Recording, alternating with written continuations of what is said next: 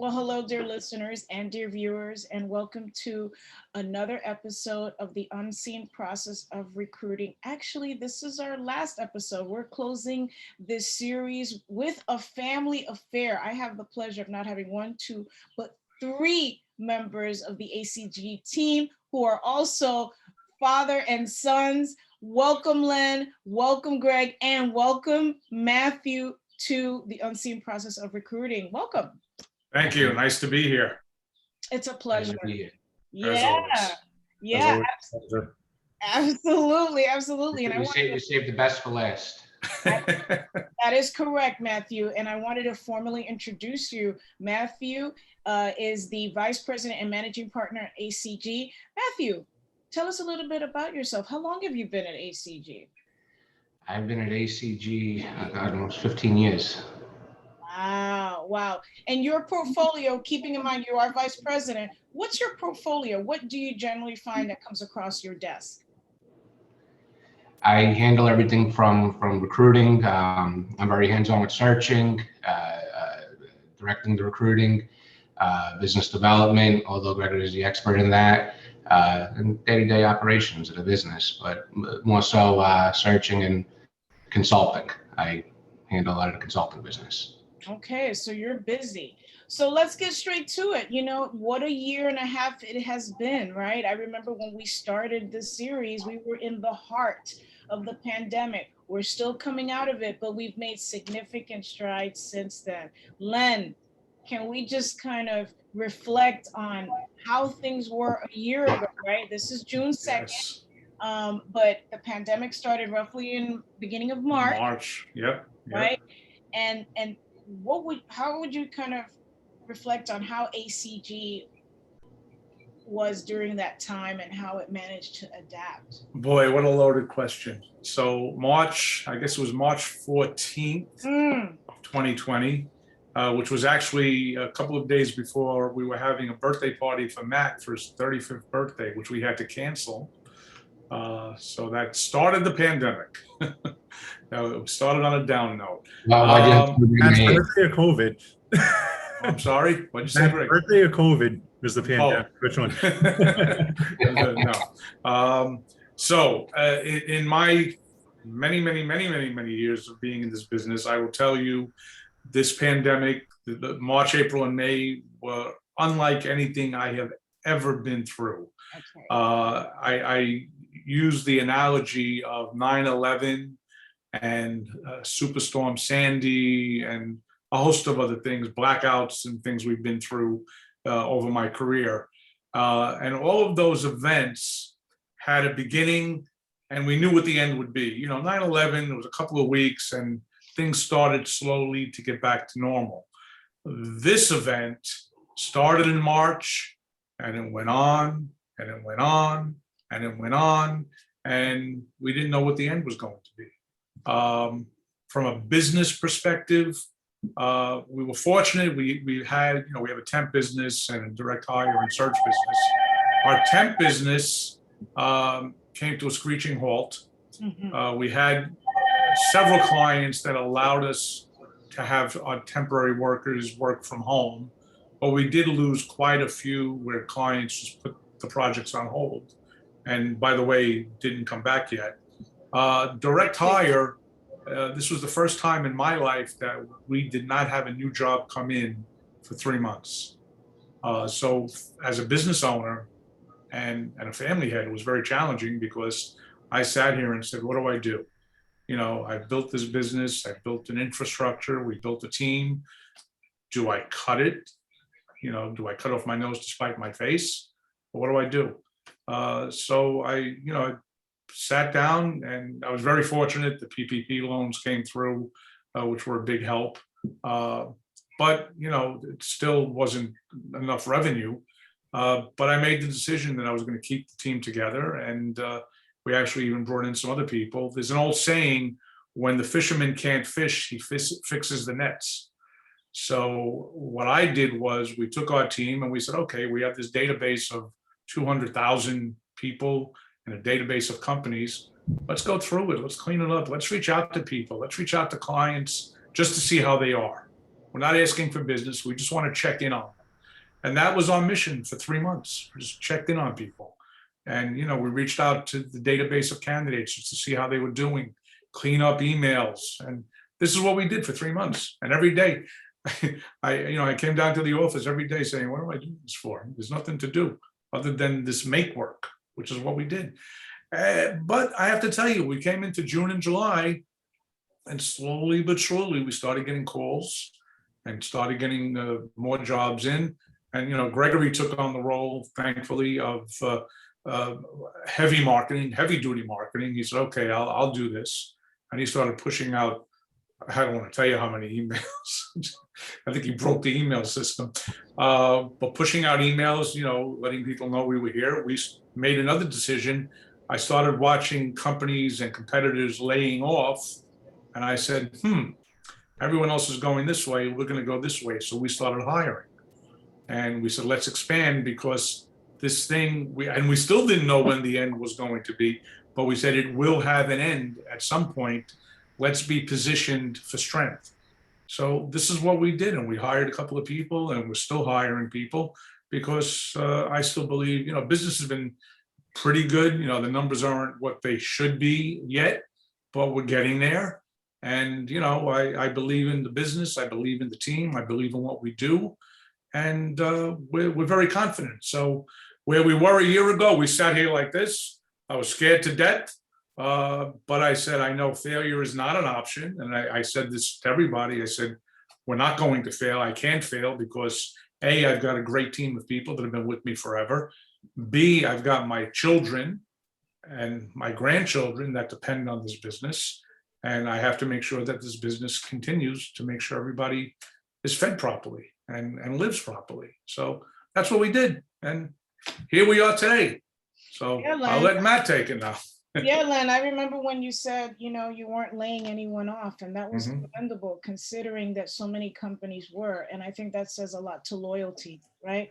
And so I just wanted to commend you on that. Thank you. Well, I've always said, when you want loyalty, you have to give loyalty. So you can't just say it, you have to live it. That's it. And I lived it and said, look, I expect my staff to be loyal. I expect my family to be loyal, and I have to show them that I'm loyal too. So this is what we did. And I'll tell you, I have to say, I have to commend my staff too, because some of them said to me, well, whatever commissions you always, just hold them. And I said, no, I'm not going to do that. That's your money. I don't remember saying that. You never said it, no. Matt said, give me what you owe me before you run out of money. No. No, some of my staff, they were very nice. They said, if you want to hold back, and I said, no, I'm not going to do that. It's your money. I can't do that. Okay, whether I pay it now or pay it in 3 months, what's the difference? So, you know what? God provides. We got through it. Always, he always provides. And I also want to say, as a career coach, a lot of my clients experienced job losses because their companies, had to think about where they stood. Yeah. And so fantastic for ACG. So yeah, let's talk about where ACG is presently. Now, Matt, Matthew. Okay. Please. Okay. I call them other things, but that's all right. Oh. That's because you can't remember my name. I love this. Matt, tell us where ACG is now. It's been a challenging year, but it's been a challenging year. It definitely has been a challenging year. ACG is, definitely in a much better place than last year, but it's definitely very unique market right now. We're extremely busy on the perm front. Temp and consulting, which was a majority of what I did, is down tremendously, and I think that factors in with the pandemic. A lot of companies didn't want to give remote access to consultants, and then again, nobody knows what's going on or when things are going back to normal, or who's going back to office, who's not going back to office. So that kind of paused everything. And then a lot of the stuff I do is regulatory related.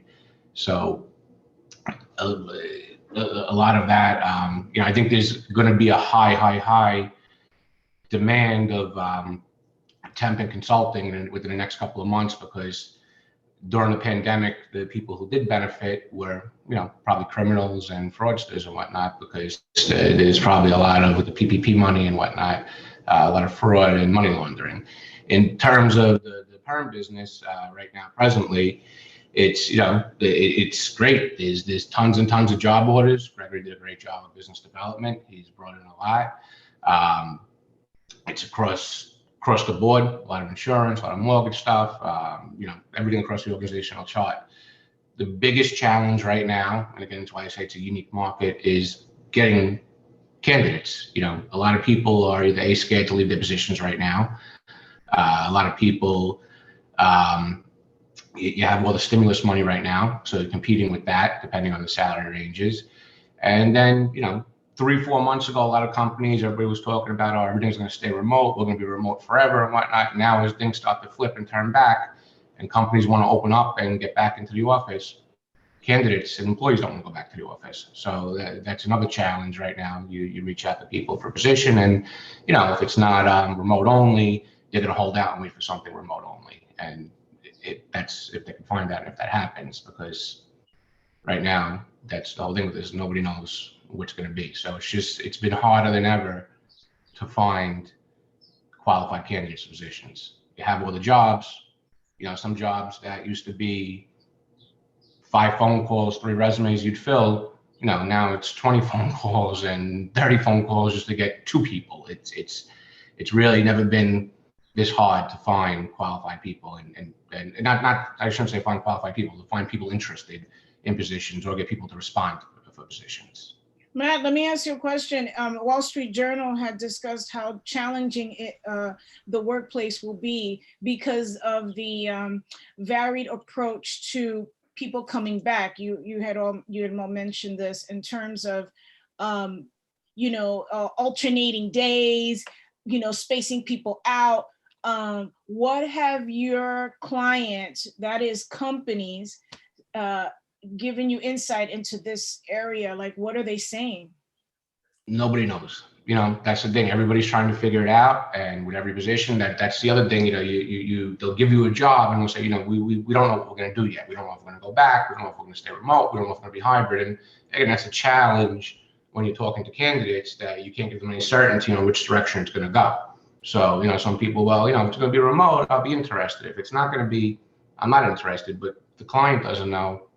We don't know what to tell the candidate. It makes it more difficult. And it's funny you said that, because I read something the other day that, this is going to be the next pandemic of getting everything back in order. They said, you thought remote work was a whole catastrophe.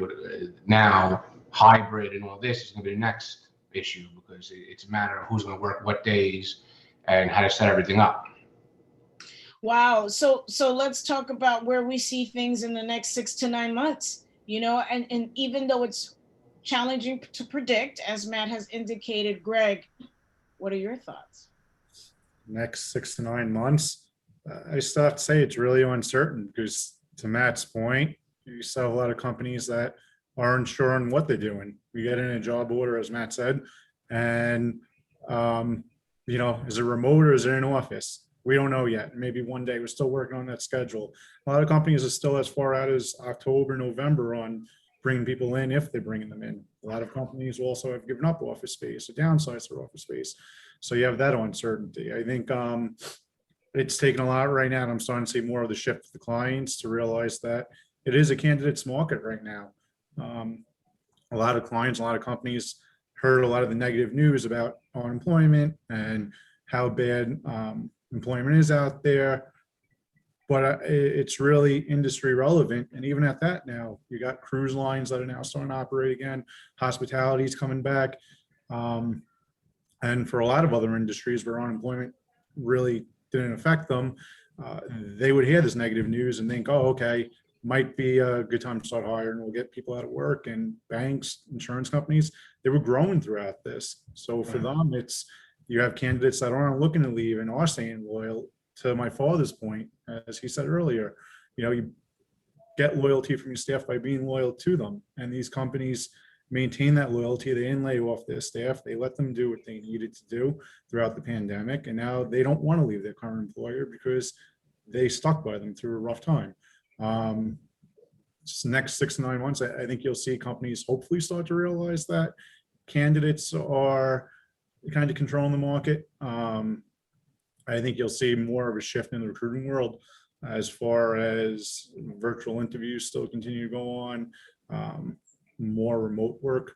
I would say, I think I've seen lately a lot more remote opportunities come in. Trying to think what else it's really. To your point, and I don't mean to interrupt, but to your point with the remote, and it's something else that we've seen throughout all this. A lot of clients right now, if they pay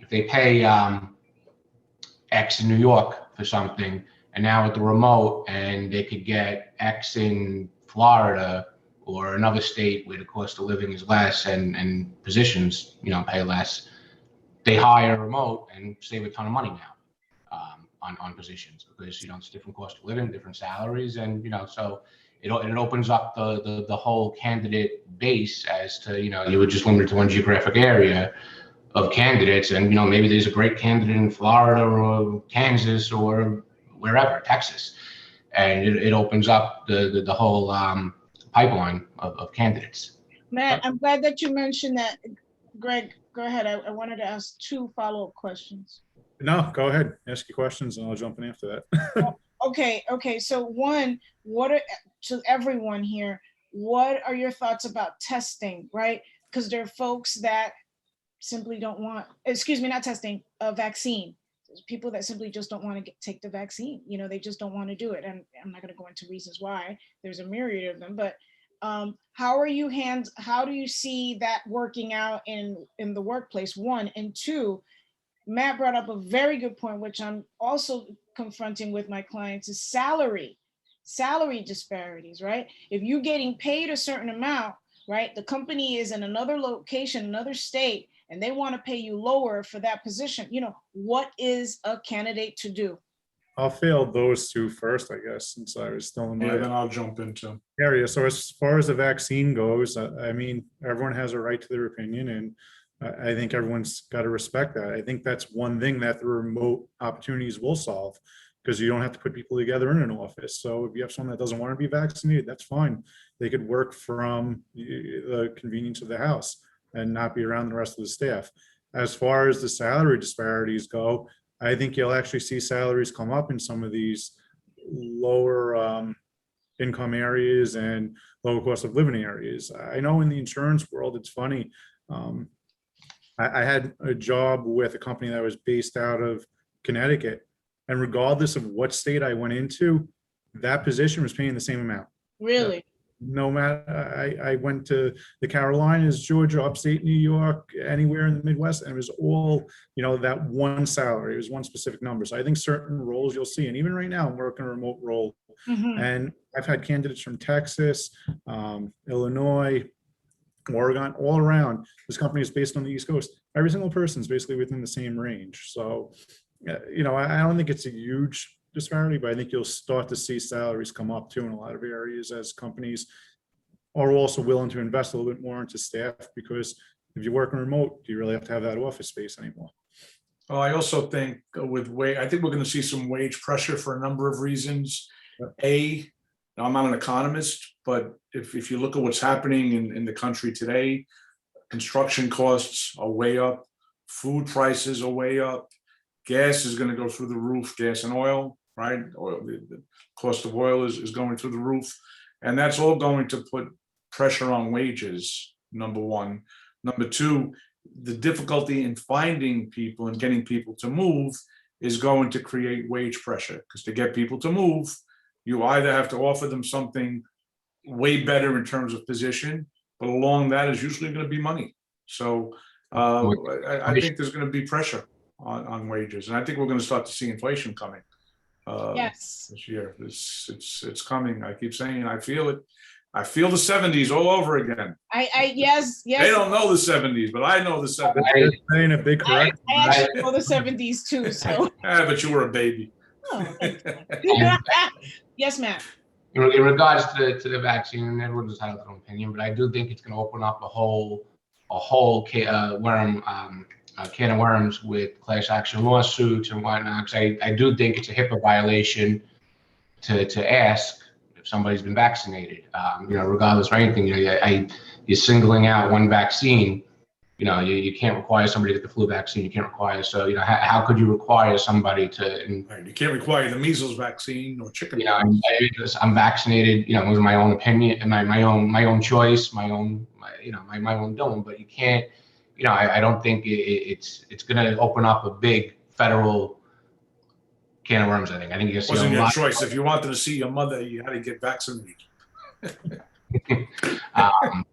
And then, so what he was saying, my father was saying, with the wage line, everything, the cost of everything is going through the roof right now. And, and another area that I think, we're going to continue to see, increased demand is cybersecurity and information security. Today, there was a huge time. thing. Big time. They did the gas pipeline. They did, and I think it's going to continue to. Food company. That was today. One of the largest meat providers. It's scary, but I think that's going to be, you're going to see the wages and pay in that area sharply increase, and you're going to see a high demand because companies have to protect themselves. Yes, Matt. Thank you for bringing up cybersecurity, tech. That is one interesting. We've talked about that throughout this entire series, but thank you, Matt, because yes, with the recent breaches, that has put to the fore how significant and important this topic is for everyone across the board, no matter where you're from, who you are, where you live, etc. So I actually see that that's probably going to make you guys busier even more from the side. Yes, Len. Particularly with remote work. Yes. Makes it even more important. That's right. Right. That's exactly right. Yeah. That's exactly right. Another question for everyone here. As you know, Len and I have also done Navigating the New Normal in the International Workplace. And so we've interviewed individuals from all over the world who are talking about bringing more opportunities to their country for work, but also looking externally. How is that playing a role in ACG? Do you find individuals from other countries applying for positions that you're seeking to fill? How's that working? I haven't run across that too much, to be honest with you. Other than we may get some from India on some of the tech roles, okay? But we're not finding that as something that a lot of companies want to do, to be very frank. I'm sorry. Do you think there's going to be a trend vice versa where you see Americans applying overseas at all? If remote continues, well, we wouldn't be applying overseas, but I think, it's one thing we've seen the past year, a lot of these, some of the islands, Aruba, Barbados, and whatnot, you see all these incentives to come work remotely, work there, extended citizenship and whatnot. So I think you may see stuff like that. Now that people could work from anywhere, but in terms of, out of the country, I'm not sure. Although Greg just got an inquiry potentially from Australia, right? Yep. For some people that could potentially work anywhere. Anywhere. So really, can you give us insight into the sector? I think it's technology. It looks like it's actually e-learning. I'm sorry. That's fantastic. Yes.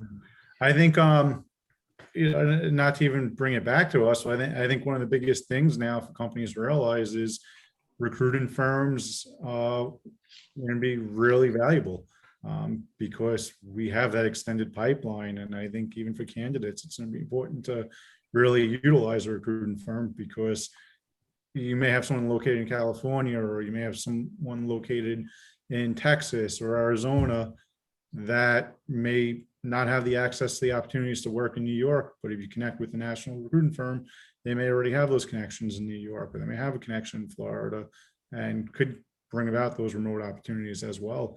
And vice versa. I think for companies to realize that we have the database that goes across the country and we have the tools to access people across the country. Again, we're valuable. We have the market knowledge, and not just us specifically, but any professional recruiting firm.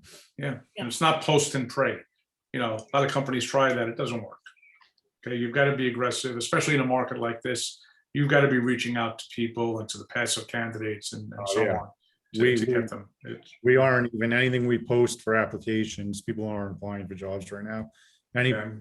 Any success we've had, it's been aggressively reaching out to passive candidates that are happily working and really giving them something to entice them to at least have a conversation and want to explore what's out there. Okay, so with about 1 minute left, actually, I just wanted to ask a follow-up question to what you and Len just said, Greg, in terms of aggressively following up on candidates. What is the best way that you found in reaching out to them? Is it email, phone, text? Knocking on the door. Carrier pigeon. Door knocking. Smoke signals? I'd say it's a combination of things. I think it really depends on the individual. I do find text is really successful. I think people actually respond to a text message even if they're not interested. Emails, I think people are getting really inundated with emails, so you kind of get lost in the mix a lot of the times. I also think it depends on what generation or age group you're reaching out to. Yep. That's a good point, Matt. So for older candidates, I'm going to hazard a guess to say Smoke signals. in Morse code. Morse code, right? but email, right, for the older. Email, phone call, and then as you get younger, email, text message. A lot of, especially the millennial age group, are not big on answering the phone or picking up the phone. That is correct. And one thing I've taught my students is even when responding in a text, you shouldn't have your guard down and be as formal and as professional as possible. Gentlemen, when you're communicating via text, for example, and someone has a typo or doesn't spell your name properly, how do you look at that? I'm more bothered they don't have the right name. Other than typos or abbreviations on text, I'm fine with it. So if somebody says, THX for thank you, or, you instead of YOU, it doesn't necessarily bother me, as long as when they're doing work and, if they're writing a document and whatnot, they're writing and grammar is fine. Text messages, I think are a little different. In regards to Gregory's point, I've been called Adam, I've been called by my last name, I've been called many things, but, that I don't understand how that's just simple. How can you get the name right? So. Yeah, I think certain things like that, even on an email, if you have the wrong name, that I hate to say it's a judgment of a person, but it shows some of the attention to details at times. That, and I hate to say certain grammatical things. If someone's writing then or than, I mean, There there is the big one for me. There's the big one. Oh, that is like be crazy in a text message if with the three there's how they say that, but abbreviations and whatnot are fine, but knowing how to apply certain words, that's I don't think any excuse. Yeah, I don't have a problem even generationally. I mean, I'm the oldest one here. If someone writes you instead of YOU, that doesn't really offend me because I know if you're trying to text, sometimes if you want to take a shortcut, I'm okay with that. I am more bothered with the theirs and the name being incorrect, so because I get the same thing. I get Adam. Hey, Adam, that's not my first name. Who's Adam? Yeah, exactly. I don't know why they associate that. Yeah. My name is Adam. I get Craig, George, Gary, yeah. I get everything. I mean, And then unfortunately what happens is people will reach out to Greg thinking they're talking to Matt, or people will reach out to Matt thinking they're talking to Greg, and they get all confused by it, okay? Even though they really handle a lot of different things, but people just get very confused by the two brothers. Okay, so for the listeners and viewers, just check your name, check your spelling, check your conjugation. These little things really do matter, right? Especially when you're looking to have your resume passed on for consideration to the company. You want to make sure you're putting your best foot forward. Gentlemen, in closing, any final remarks? My goodness, this has been a great series, and I know we have helped a lot of individuals in their job search.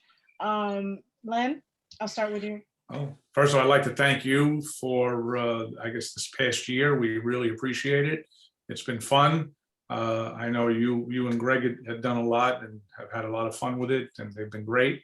And I do hope that anyone watching and listening has benefited from the advice we've given, and take it to heart. And we appreciate your listening and watching. So thank you so much. Thank you, Len. Matt, I mean, save the best for last, but your feedback has been extremely invaluable. Any closing remarks? I'm ready to start a new series. All right, Matt. I'll talk to you after this. I love it. I love it. You see, you guys are all the same, really. Greg, it has been an utmost pleasure to sit with you week after week. I can't believe it's been a year. We've featured most of your staff. We've gotten a chance to know the ACG team that is growing, right? So congratulations to those newcomers, right?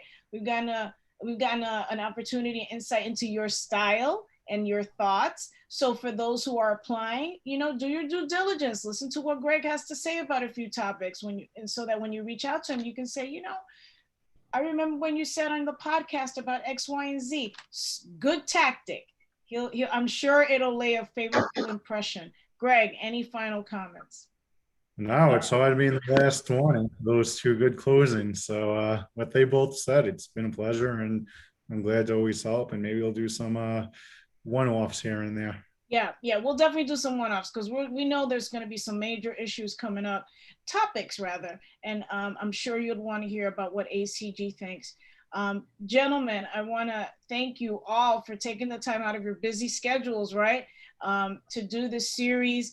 Thank you, dear listeners and dear viewers. Until next time. Don't go away, gentlemen.